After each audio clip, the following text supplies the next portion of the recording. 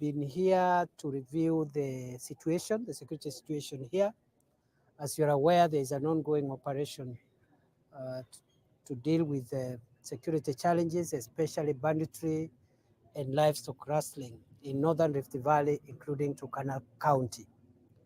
We have made some progress, but we still have challenges which we met this morning to address.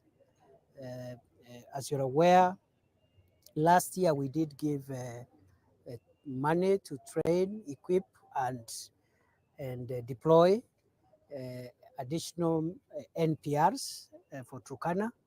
But having assessed the situation, we are of the view that we need to increase the number of NPRs for Turkana County.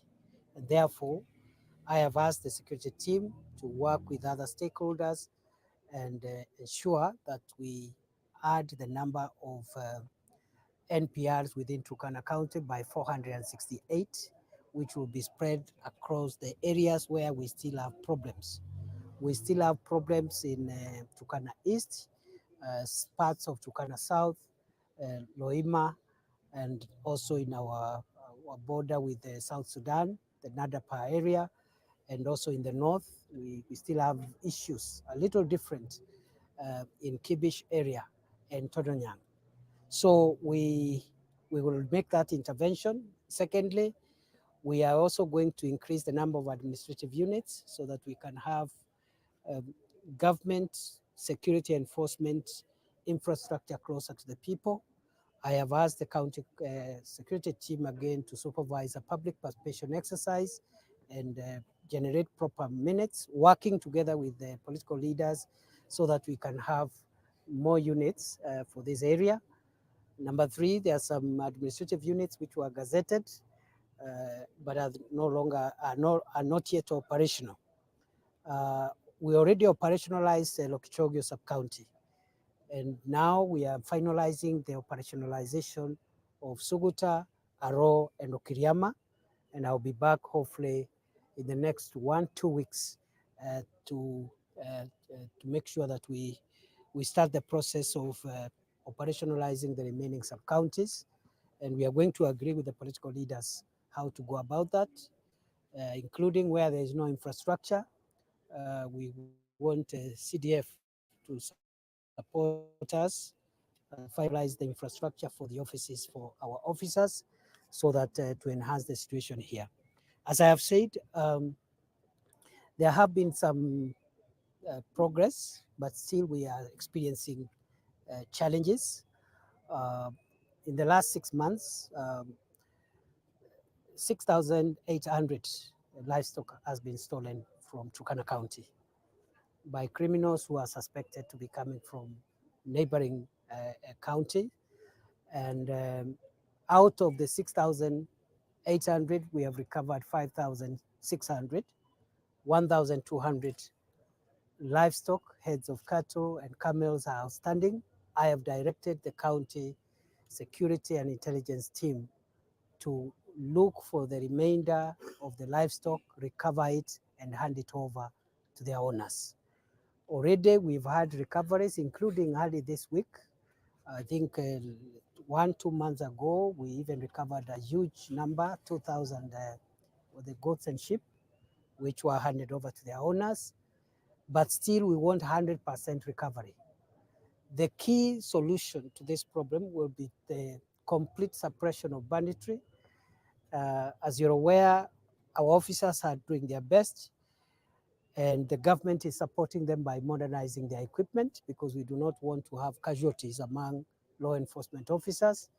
Last week, I commissioned a number of armored personnel carriers and mine-resistant ambush-protected vehicles, and some of them are destined for this area, and within the weekend, we will get additional armored vehicles to enforce the law here and to fight banditry so that our teams of officers are not exposed, because in the past we have lost officers because of traveling in vehicles that are not protected. Last night we had an incident in Lokori. Our teams in the sub-county with the support from the neighboring sub-counties, are leading an operation for recovery of that livestock. And I've also directed the county security team to move to that area and support that recovery process. We regret that we lost a few people who were lost in that attack last night. And our assurance to the people of Turkana and the people of Kenya in all the counties that are affected by this problem, we are not yet there, but we are getting there. The equipment which has come will be supplemented by another equipment we're expecting in 2 weeks. And that equipment includes air assets, which will coordinate with the ground teams. And these air assets are armored, so they are able to carry out kinetic operations from the air. And that is the only language that bandits and livestock thieves understand. So that we have a coordinated approach and air to ground communication between the teams that are working on recovering livestock and preventing livestock theft on the ground with air teams. So in a short while, this picture and this scenario is going to change drastically. I just want to request for a little more patience as we all of us struggle, because we are all partners. Our security agencies are partners in this effort. Political leaders who have really done a big role in supporting this operation against crime are also important stakeholders, and that's why we took time to consult with them this morning. So we came here to agree together as security people with our political leaders and other stakeholders on how we farm up and seal the gaps, the remaining gaps, so that we can uh, uh, control this problem and eradicate it from our country once and for all. The highway between here and Kitale initially was a bit volatile and dangerous. We've now been able to stabilize the highway. And then we have some issues between ourselves and our neighboring country of Uganda. We have some issues, cross-border security issues between ourselves and our brothers in Southern Sudan. We are engaged at diplomatic and state-to-state level to resolve those issues, including about 42 or so of our kingsmen from our country who are in jail in Uganda.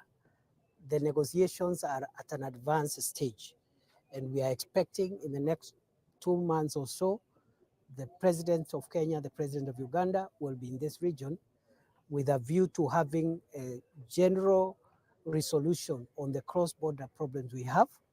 And as part of that cross-border diplomatic state-to-state engagement, we are hoping that our brothers and sisters who found themselves in Ugandan jails will be with us, all of them, hopefully. And we are cooperating very well with our neighbor Uganda. The same with the South Sudan. We have some incursion around Nadapa area, which we are handling. We just request for calm. The security agencies are seized of that matter, and we are going to make sure that we do not expose our people to any threat, even if it is coming from across the border. So by and large, that is what we are doing. And sometimes security matters being painful, being costly because we are losing lives, can be quite draining. I just want to urge all stakeholders, including journalists and members of the press, to be on one side of law enforcement and peace and security, and isolate the bandits and criminals to be on one side alone. The moment the bandits think that we are divided, and maybe there are some people who are sympathetic to them, the more they get emboldened. And I think we are seeing the last vestiges of this problem that has troubled us for so many years. We are seeing the last bit of it. We are also going to clean areas where some of the bandits are hiding, including the game reserve in the south of this county. And we have discussed how to clean up that place as a disturbed area and make sure that nobody accesses that place for whatever reason. If they are looking for pasture, they will look for pasture elsewhere. And of course, finally,